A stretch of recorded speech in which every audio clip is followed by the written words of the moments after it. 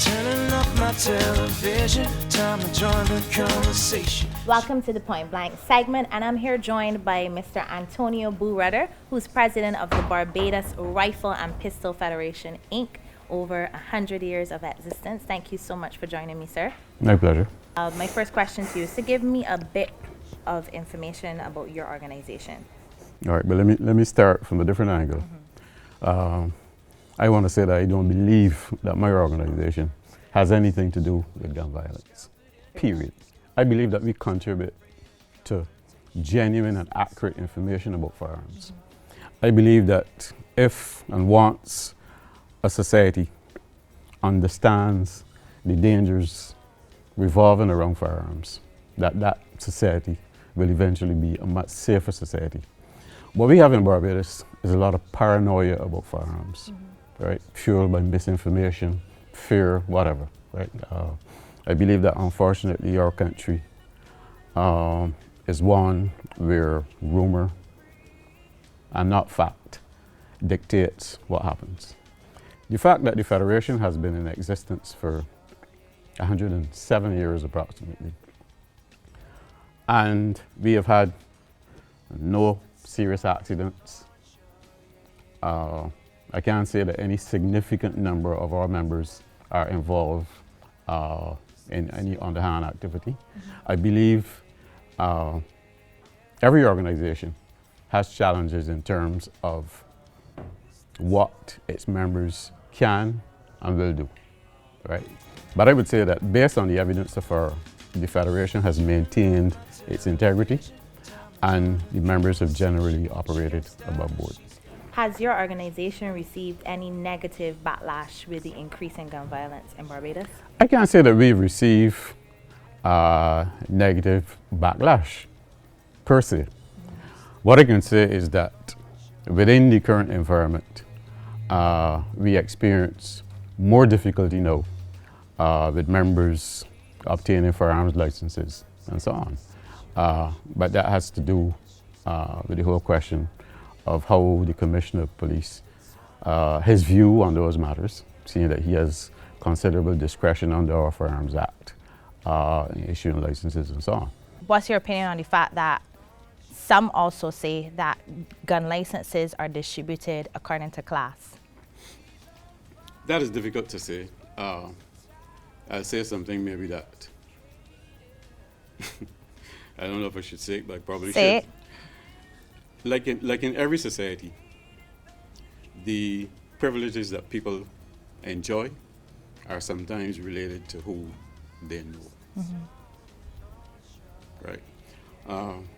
There has been a perception that in the past that certain commissioners did not issue licenses and so on. What I have observed from my distance is that there are always people who get licenses for firearms, and some of us on the outside wonder why and how. But I believe that that is the reality of life, particularly in a small country where you never know who knows who and whose family. You see, because as they say, family ties in Barbados run deep, so you never know. What do you think society can do to address the issue of the increase in gun violence in Barbados? I am not. Recently, I've been looking very closely at what is happening in other places. I believe that the gun violence is a problem that exists across the Caribbean. Some people say that it is directly related to the drug trade. I don't know for sure, right? But I believe that it will be extremely difficult in the current environment, in the manner in which firearms are glamorized, if you want to put it that way, on the media, cinema and so on, as well as the spread of more ignorance, because to actually deliver an accurate shot requires a lot more training than would be evident if you observe what is happening on the cinema. So it is a very complex issue. What my problem is that I have a difficulty with, say, for example, the shooting organizations in Barbados. We have the Barbados Clear Target Association. You have the Barbados Rifle Association. We're the Barbados Rifle and Pistol Federation. And I believe there's also a commercial enterprise at Kendall that deals with shooting. To me, the problem in Barbados is that it would seem as though the licensed shooters are being targeted. Why? Don't know. Right? Within recent years, we've had to jump through more hoops than ever before. Right? I believe that if you target the decent citizens in the country, if I may take that liberty, if you target the decent citizens in the country and those persons to whom licenses have been issued, I believe that that is going down the wrong street. Right? What I can say is that for perhaps as much as 20 years, this federation, we have been training people to shoot. Right? We've been giving people the fundamentals, and those fundamentals include special emphasis on safety. The whole question of safety, because it is more important if you're able to carry a firearm safely for 20 years than if you're a liability not only to the public but to your family, right? If you understand exactly what is involved with a firearm and the discipline that attaches thereto, then I believe that you will be a credit to society, right? Most people who have legal firearms would have received some measure of training. The unfortunate thing about that is that sometimes people fall out the loop and they don't maintain that same activity as in other areas. Right now, I feel that if the commissioner wants to target people with firearms, then perhaps he can look at those persons who are not using the firearms, right? But that's a Who whole have different- firearms, but they are not using them. but they're not using them, particularly sporting firearms. Right. But it will always be difficult because within, let me put it differently.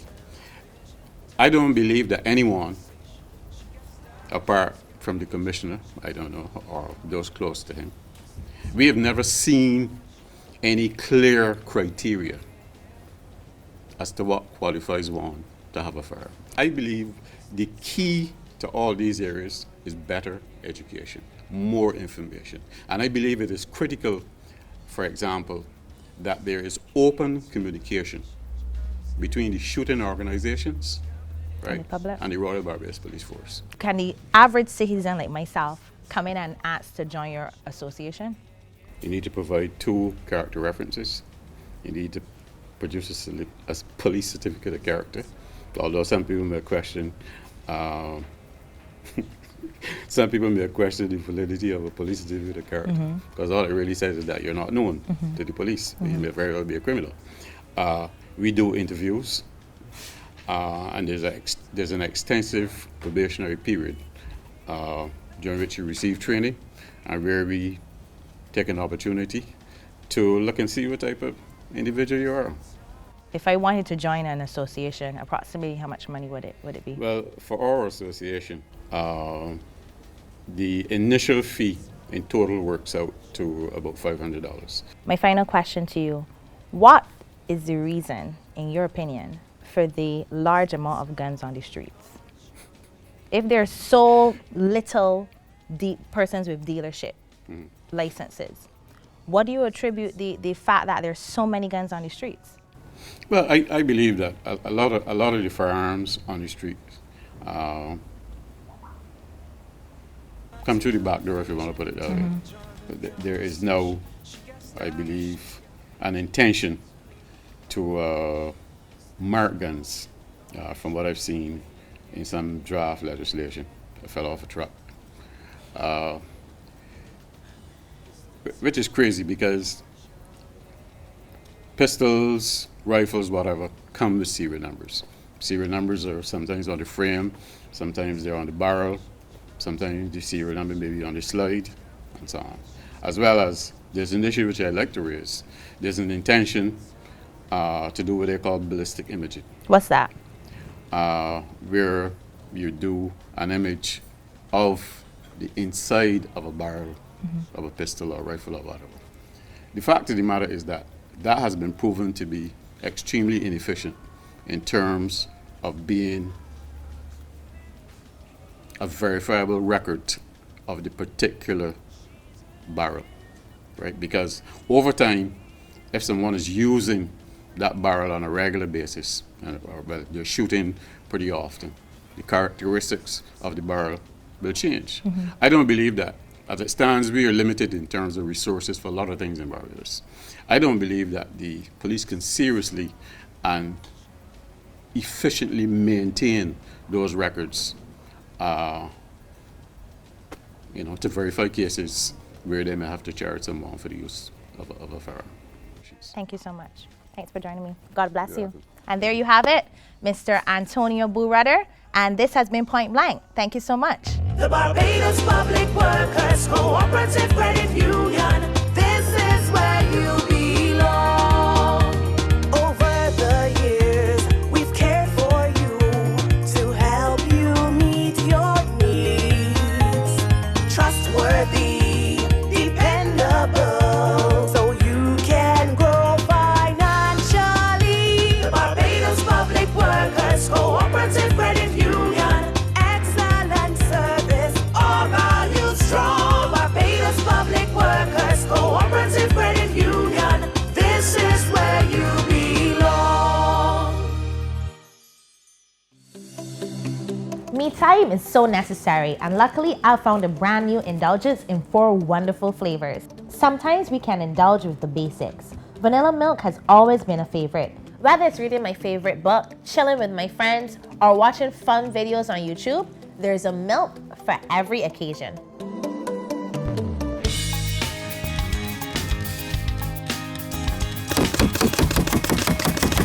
All right, done. Turning up my television.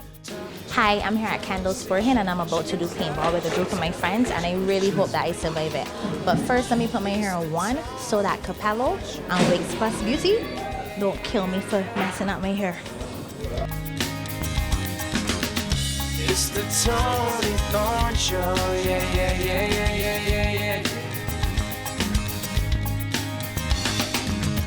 She's dedicated to her nation. She understands the situation. She's confident and she's courageous. She's not afraid of confrontation. It's the Toni Thorne Show. Yeah.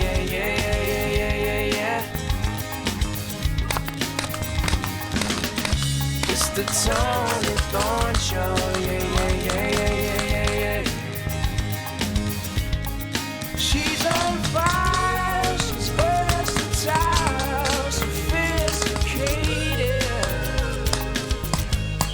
She's an independent lady, creative, educated. Hi, I'm here at Candle Sporting and I just completed a great game of paintball with my friends, and we're here with Romero and Jerome from Rapid Paintball. Thank you so much for having us. The pleasure was all ours, trust me. Now, how long has paintball been in existence? The paintball in Barbados has been in existence since the early 2006. It was first here at Kendall Sporting, and after that they moved on to a different club, which they still play right now. And we brought it back here to Kendall Sporting this year. We wanted to open up and have new fields. This is one of the fields that we have. We also have 3 other fields going to be built in existence right now, and yeah, that's all we're here for.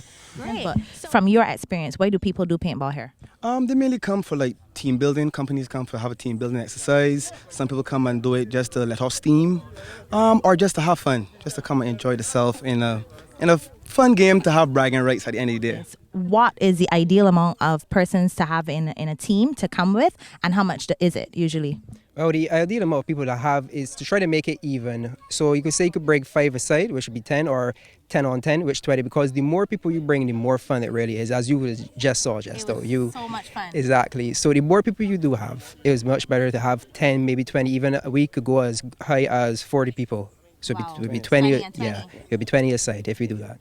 Well, thank you so much for having me. I had a blast.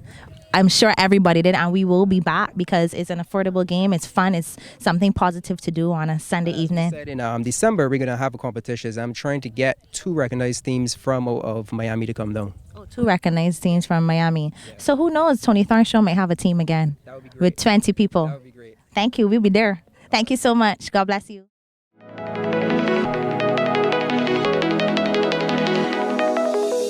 Indulgent Oil-Sheen Spray. This one is ideal for those ladies with their weave, their remies, whatever you call it. This is wonderful. People who don't want the alcohol in the product, this is the one for you, the Indulgent Oil-Sheen Polish Spray.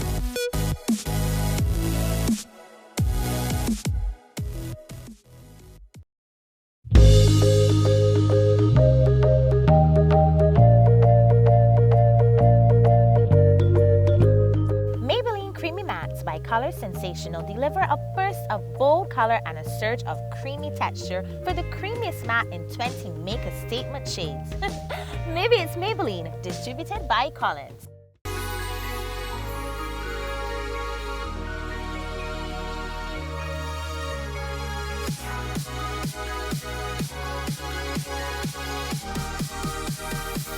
Sun Collection Designer Eyewear for men, women, and children. Located on the first floor of Lime Grove Lifestyle Center, Town, St. James. Visit suncollection.com or call 246-271-8250. Welcome to Talented Toni, and this week we hit the streets, and this is what you had to say. Do you think a gun amnesty would be effective?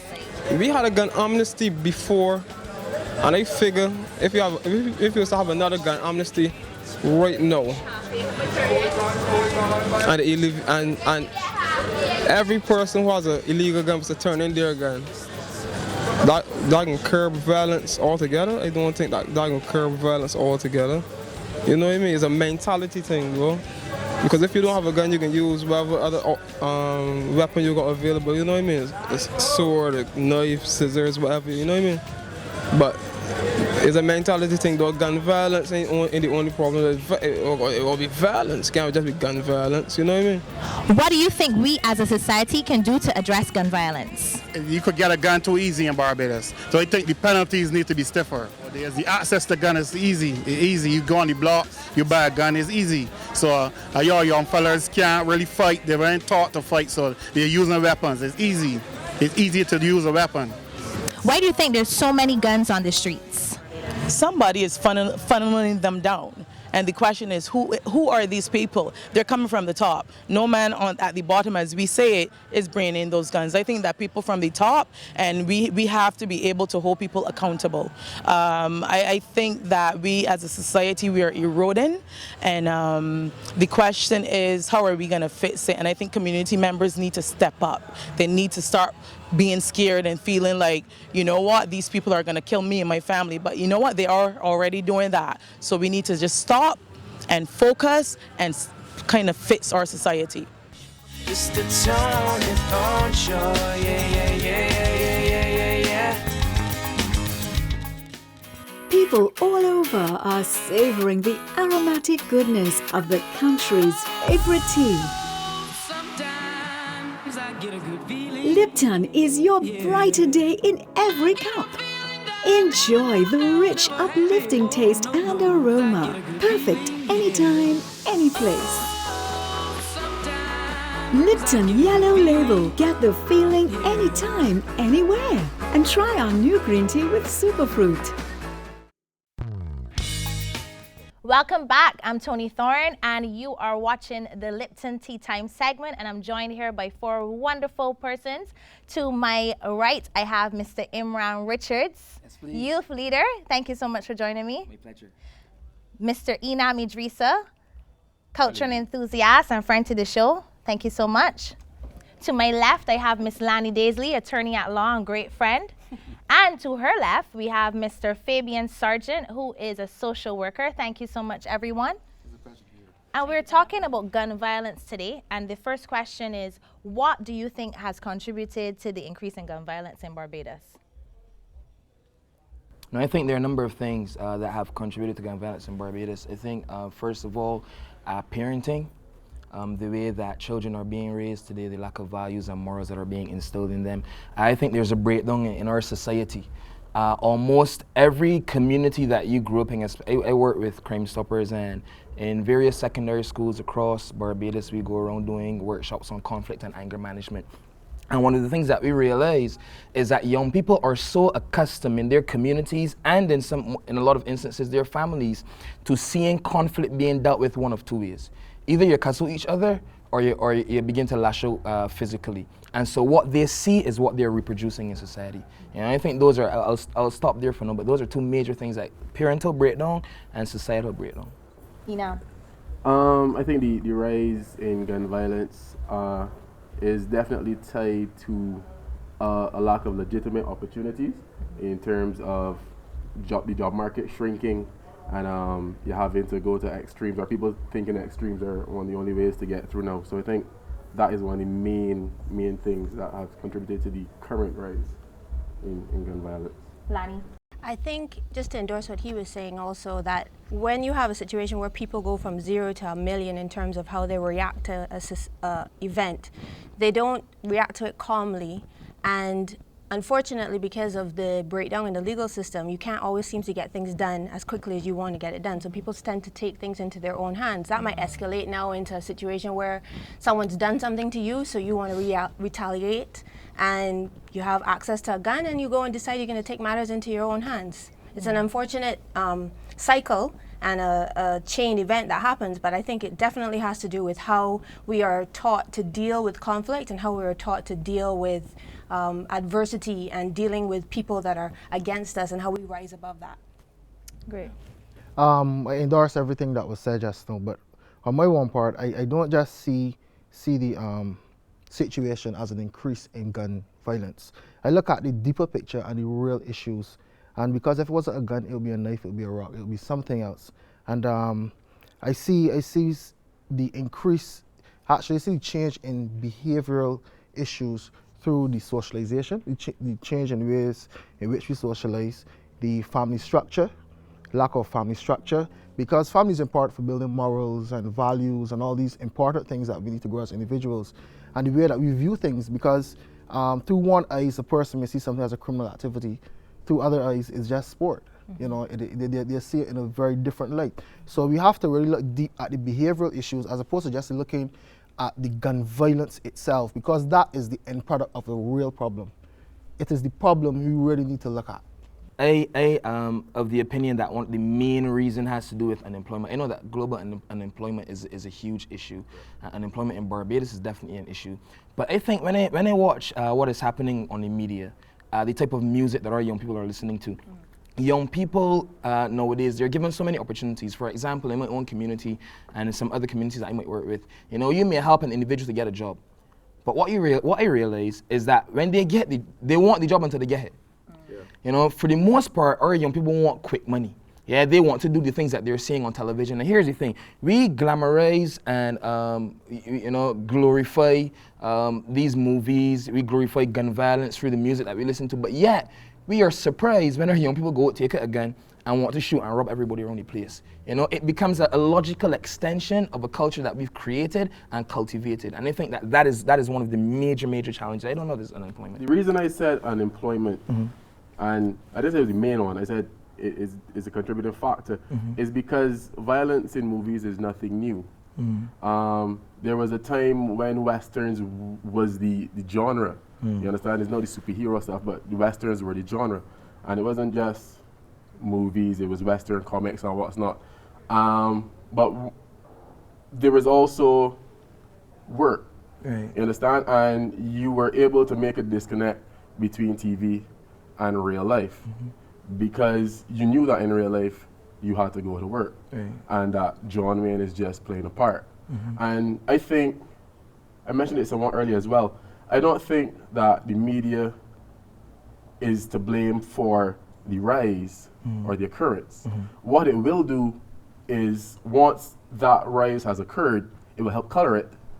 So this sort of sideways shooting or drive-bys or brazen robberies, the manifestation of it is definitely colored by the media. Right. But the rise and the occurrence of it is not the fault of the media.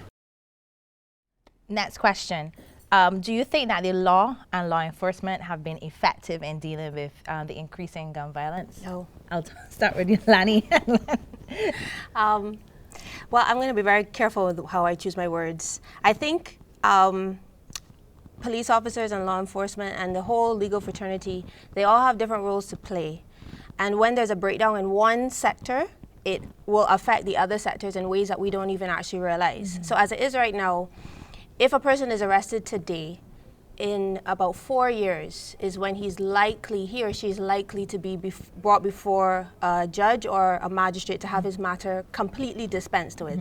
So 4 years, if you're the victim in that instance, or even if you've been wrongfully accused, 4 years of your life that you have to keep coming back to court and dealing with that, it's not really gonna make you feel that there's any reason why you can do or cannot do something that you've been doing. And at the end of the day, I'm a defense attorney. For me, I don't think it helps anything if the each sector doesn't do what they're supposed to do within the remit of the law. Well, for me, I wouldn't touch on the legal system because the attorney just did that. I would deal with the aspect of the police. I think that, I mean, they have been doing a good job so far. So let me applaud them, you know, because they've been able to crack a lot of cases quickly in recent times. But I really think that they're losing their footing within society. And I'll tell you what I mean. I raised up in a community where there was always guns, there's always been crime, there's always been violence, you know, but there's always been a level of respect for police. I find that when I visit that area and other districts, that respect is not there for the law enforcement anymore. The spike in unemployment is something that you can't overlook and just drop it onto the socialization. Yeah. Because there have always been those communities and some families and people that we will say have not been raised up right.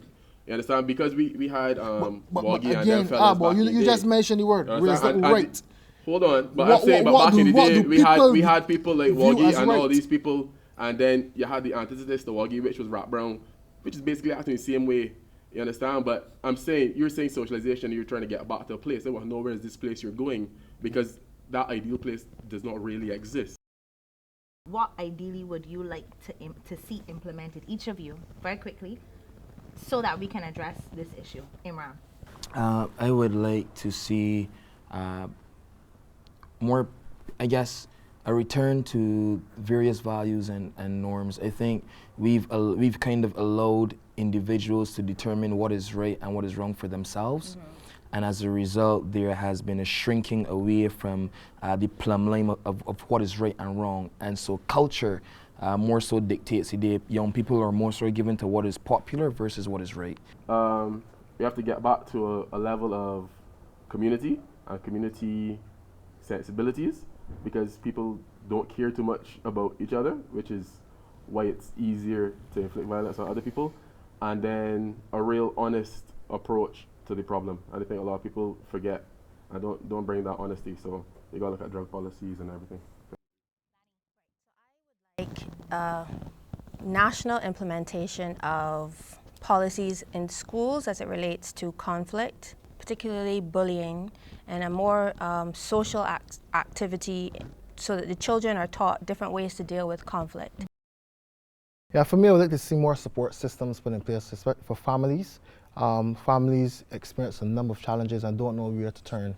I would also like to see that as a continuum, because yes, you have the support for the families, but that support should also be in schools, because a lot of the behavior is manifested within schools, and the teachers are the ones to see it, and even in the interaction within the school setting.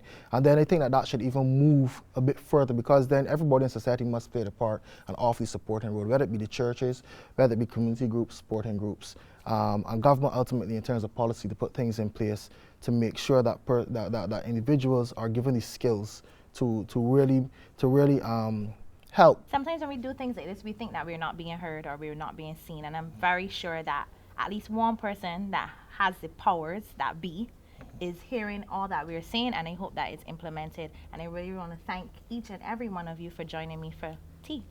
Thank you. Thank that you. has been tea time, and God bless you. Strategy here. You can be running. You can be shooting. You can be shooting. You can be shooting, and we can be hugging. For sure. That's it. So what's your real plan, dog? I think that's the real plan.